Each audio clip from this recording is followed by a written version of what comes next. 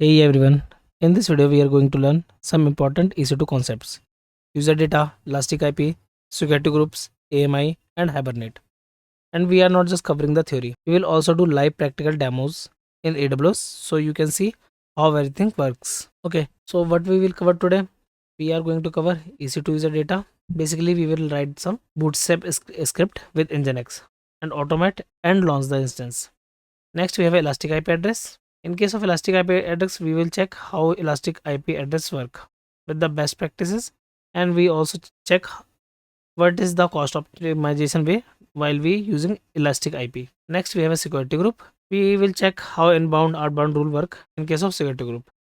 Next, we have a AMI. So we will create some golden image and check how we can use. Next, we have a EC2 Hibernate where we can see how pause and resume can work on the RAM, on the persistent, on EBS. So this is all the topic we are going to cover.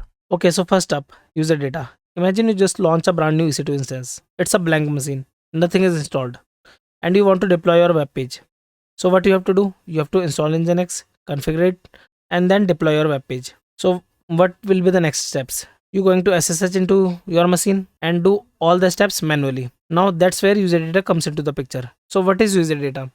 So a script that runs once when the instance first boot up, used to automate install and configuration. Okay, it run as a root. As you can see, I have given the example that there is no sudo mention in the whole script. So execute with root, full root privilege automatically. No sudo keyword needed inside the script. Only on first boot. So by default run on first start only, not on reboot or restart of a stopped instance. Okay, it has the size limit.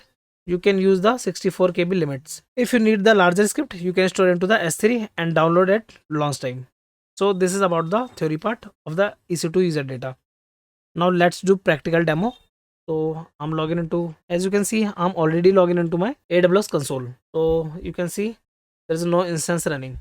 So let's launch a new instance. Click on launch instance. Give a name. You should give a meaningful name. Demo C2 user data.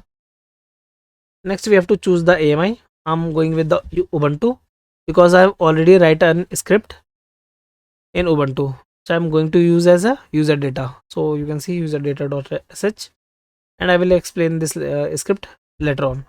So what is the next step? You have to choose the instance type.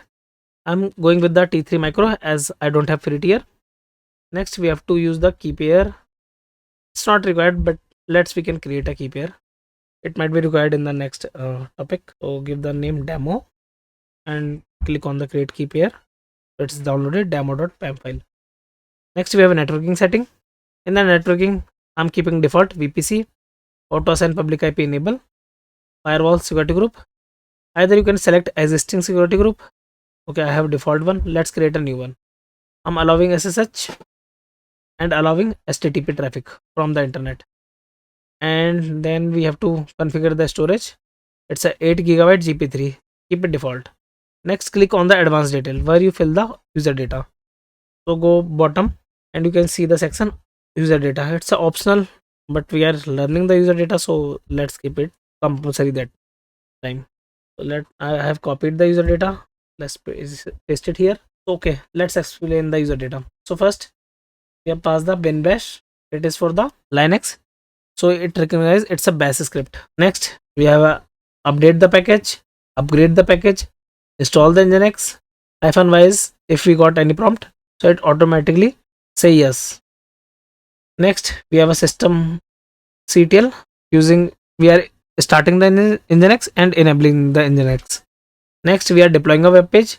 So by default it serves the index.html by the Nginx. So what we are doing, we are updating that index.html by our content. So what is the content inside? EC2 part 3 demo in the title section, and h1 we pass the hello from EC2, and this is from our user data. Then we are restarting the Nginx. Then we storing the log into the user data.log. So what will happen? There is a file will created in the var/log folder inside your EC2, and it has the file user data.log. It has all the data of the script, means all the log. So let's click on the launch instance. Okay, as you can see, our instance is launched. It has a public IP. and private IP, and source instance is running.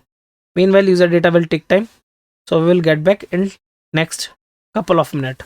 Okay, couple of minutes already gone, so let's check is our instance fully running or not. Let's open the new incognito tab and paste it public IP here. It's asking for the continuing site because this web is not secure. As you can see on the title, EC2 part 3 demo, and content has the hello from EC2, and this is from our user data.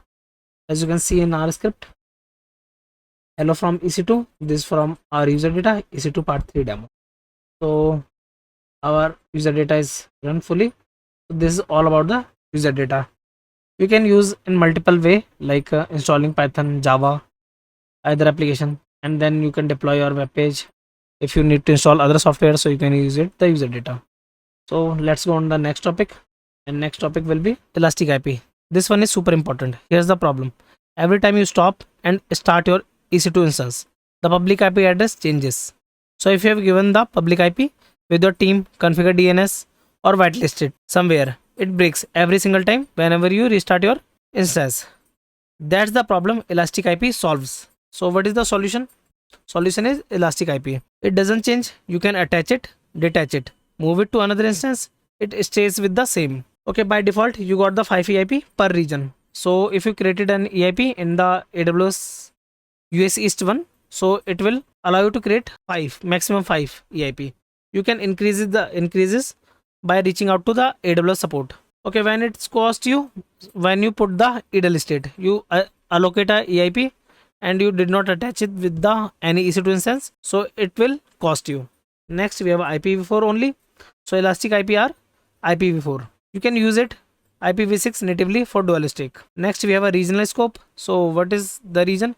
Elastic IPR in the same region, you cannot move to another AWS region. Okay, let's check what should we do and what should we avoid. So you can map with the Route 53 DNS using EIP whenever you need. Don't allocate EIP and leave them unassociated. Next, associate immediately after allocation to avoid charges. Avoid using EIP as a substitute for a proper architecture. Use for net gateway and basin host. Okay, why do we need the net gateway and basin host with the EIP? Because we need to start and stop every time, so that's why. Don't rely on EIP for high availability. Tag EIP to track ownership and purpose. You should be give a proper tag, like for the front end you can give the front end, back end for the back end, so on. Next, avoid exceeding the 5 EIP default limit unnecessarily. So you should use 2-3 EIP. If it's not required, you should not use the EIP that much because it's cost you. Release unused EIP to avoid unnecessary cost. Don't hardcode EIP in application configuration file. Let's go with the practical. This is the theory part. So as you can see, this is our EC2 instance and we have the current IP is 34. Let's check what is running on the this EIP. Continue to site. Okay, these are web page which I have shown recently. Let's minimize it. Open your Chrome. Click on the network and security. Click on elastic IP. So we do not have any elastic IP. Let's allocate one. Click on allocate. Give the US East one. You can give a tag. For me, I'm giving the app, and the value will be front end, or we can give the Nginx app. Nginx app. Allocate elastic IP. Okay, so we got the public IP. Nothing is running on that instance. Let's minimize the browser. Click on it. Let's check. So nothing is running on it, so it will keep loading and take some time. You can check, but it will need not reach. So nothing is running on it. That's why. So let's save it. Let's associate with the our instance. As you can see, currently it is blank section. Associate instance ID, same as well association ID. So let's associate. Okay, we have already one instance, this one, and the instance ID is D5774. And what I did, I click on the associate elastic IP address, then choose the instance type, and then I have choose the instance which is same 774 and keep everything default and click on associate. Okay, so the our elastic IP will be 321.185 and currently is 176. Let's refresh it. So now it's attached. So if you go on the incognito, it's start running. Okay, as I attach it, so it's instantly start serving our web page. So this is about the elastic IP. Let's go to our next topic, and next topic will be security group. So this is the security group part. Think of a security group as a firewall that sits around your EC2 instance. It controls the traffic, what can come in and what can go out. Now the most important thing in to understand security group are stateful. What does that mean? If inbound traffic is allowed, the response is automatically allowed outbound and vice versa. So it means if you allow traffic in, the response is automatically allowed out. You don't need to write a separate rule for the return traffic. AWS handles it for you. Another thing, security group only have allow rule. You cannot write a deny rule in security group. If you need to block a specific IP, you need network ACL. There's a NACL concept we will learn in the upcoming section. So you can use the NACL for that. Also, security group work at the instance level, not the subnet level. You can attach multiple security group to one instance. Okay, so these are mostly asked in the interview with me as well. So you should keep it in mind. This is all about the theory part. Okay, security group are stateful. Define the rule once and AWS automatically permits the return traffic. Okay, I have given some example for SSH. You can use the 22. HTTP, you have to give the 80. For HTTPS, you have to give the 443. For custom TCP or MySQL, you can give the, okay, I have given the example MySQL. So MySQL, you can use the 3306. If you want the ping within the VPC, so you can give the all with the ICMP protocol. You can ping it. If you allow the all traffic, so it will accessible for all. So this is about the security group. Let's do some practical. Okay, let's go on our browser. Currently we have a public IP which is also our elastic IP 321.172, and you can see it's running on the browser perfectly. Let's open a new incognito, paste our IP here. It will ask for the continue to site. Okay, so it's giving the response. Let's close the port 80 because it's running on the port 80. So let's scroll down here, click on the security, click on security group. Okay, as you can see I have allowed the 80. And for the internet, so let's close it, click on edit inbound and delete this rule. So now SSH is already allowed. So save the rule and now open that page. Let's reload it.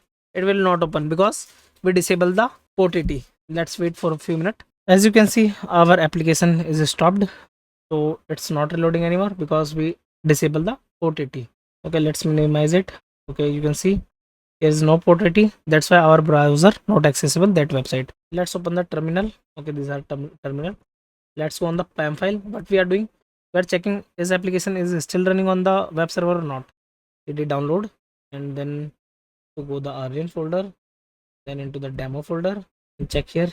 Here should be our PAM file, and let's connect on the EC2 instance ssh-i, give the file name, and then you have to give the public IP. So I'm copying the public IP, paste it here. Okay, you have to give the username first. 12 at the rate and hit enter. If I give in the okay, it should be connected. Okay, you have to change the permission as well. In the ch mode, I did not change the permission of the PAM file. Okay, now connected. Let's click curl localhost. Okay, this is the Linux command to check if any application is running or not on the port 80. As you can see, this is the running currently, but not in the browser. Why? Because I disable on the port 80. If you want to check with the IP, you can check it. Let's copy the URL. What is our URL? Let's copy it. Copy. Then run the curl command. Clear curl. Paste it here. Okay, you cannot access. Actually, I disable the public IP and click on the control C. But meanwhile, Okay, if you curve the localhost, will so which shows your application is running. If you want to run the check the system utl nginx, to sudo systemctl status nginx. As you can see, nginx is also running. It means your application is running but not accessible via the IP because we disable the port 80. Let's enable the port 80 again. Okay, let's minimize it. Enable the port 80. Okay, let's check how instantly our web page will reload. System TCP is to HTTP and make it for the anywhere IPv4 and click on the save rule and now open your browser. So this is the use of security group. You can allow and disallow the rule. So this is all about the security. Let's go on the next topic. Okay, next topic is AMI. AMI is nothing, it's a template containing OS, software, setting and data. Everything of your EC2 instance as a blueprint. So what an AMI include? Okay, it has the volume. First thing which is important, it has the volume. It has the launch permission, block device mapping like ABS volume to attach on launch. Okay, so while you create an AMI, it will also launch an EBS volume. So it has the permission. Next, different type of AMI sources we have. First, AWS itself. Like in the previous video you checked, I choose an Ubuntu AMI, which is via the AWS provider. You can choose the AWS from the market AMI from the AWS marketplace itself. Like you need to install a MySQL, then you can choose the MySQL AMI from the marketplace and you can use to launch an EC2 instance. You can create custom, like in our company we are using the custom which is called the golden images. So we are using it, has some software already pre-installed, so we do not need to install the that software on the EC2 instance. Okay, AMI is region specific. If you want to use into different region, so you have to copy first. Next, AMI and EBS. Creating an AMI automatically create a EBS snapshot of the root volume. These are stored into the S3. It is managed by the AWS. Okay, next, AMI lifecycle. So how to create and use a golden image? First, you have to launch an instance which we already installed. Sorry, we already launched. Then you have to install everything like Nginx, your code, everything. Then you have to create a AMI. I will show you how to create the AMI. Then using that AMI, later you can launch a instance. If you need the auto scaling, we will discuss auto scaling in the upcoming topics. So you can attach AMI our into the launch template. Then you can configure with the auto scaling group that will create the EC2 accordingly. Okay, if you want to use the cross region AMI, then you can navigate to your AMI. Like I created an AMI, you can navigate on it and then you can click means you can copy into the different region. I will show you how can we do that. So let's go on to our AWS console. Okay, so this is our AWS console. Okay, I will show you later on that how can I create the AMI by this instance. Meanwhile, let's go on the first tab, sorry, second tab. Okay, click on the instance. Okay, let's leave it. Click on the AMI here. Okay, I do not on any AMI. Let's go on the private images. So I do not have the private. Let's go public images. So we have a multiple public images. You can see it's loading. Okay, I have the multiple public images. If you go disable images, so I did not disable any image. Let's click on the AMI catalog. So okay, here you can check there's a multiple AMIs which is by the AWS itself. Okay, these are the AMIs, the multiple Microsoft, Red Hat. Okay, my AMI I don't have any AMI. Let's go on the market AWS marketplace AMI. If you want the, let's say you want the MySQL, so search for the MySQL. Okay, see we have the pre-installed MySQL. Someone want to deploy your PHP website, so he need the Bitnami. Not sure PHP. Let's search for the PHP. Okay, it has already PHP. It is Windows Server. It is also Windows Server. Okay, you can see there is a multiple. Someone want his PostgreSQL. PostgreSQL. So see, we got the PostgreSQL AMI.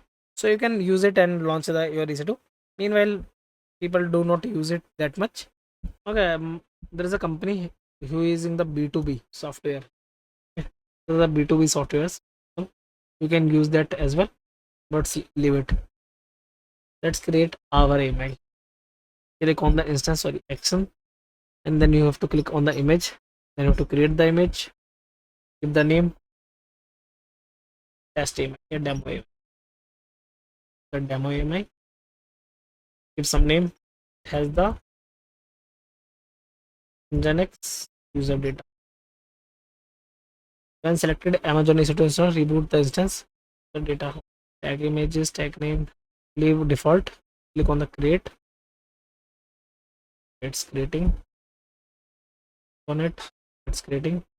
You can see owned by me. It's come on the. It's creating. So that's how you can create your AMI. If you want to the launch instance by AMI, you can click on it. I'm not gonna do it. You can try it. You can copy the AMI. Okay, click on the copy. Then either in the region or local zone, select the zone. I don't have a local zone. You can copy it to the different region. Like I was working in a company where I have to do that. So what I do, I create the AMIs and copy into the different region. They are using multiple region. That's so these are the things. You can tag the images, tag the snapshot, all the things. Just leave as it is. It's still in pending state. Okay, it will take time, but we are not gonna launch instance, so we do not need to wait. So let's go in next topic, which is last topic, EC2 Hibernate. Pause your instance, resume from the exact same state. RAM preserve on EBS. So one Hibernate instance receive Hibernate signal from the user. RAM contains saved to encrypt root EBS volume. Instance stop. Billing pause. Instance enter stopped state. Resume signal. User start the instance again. RAM loaded back from EBS into memory. Running again. Instance resume from exact saved state instantly. So let me explain in the detail. So see, you already learn about the shutdown and stop. Stop means RAM is gone, you lose whatever was in memory. Terminate means instance delete completely. Hibernate is different. When you hibernate an instance, AWS saves everything in RAM to your EBS root volume, then shuts the instance down. When you start it again, it loads the RAM back from EBS and resume exactly where it left off. Think of it like closing a laptop lid.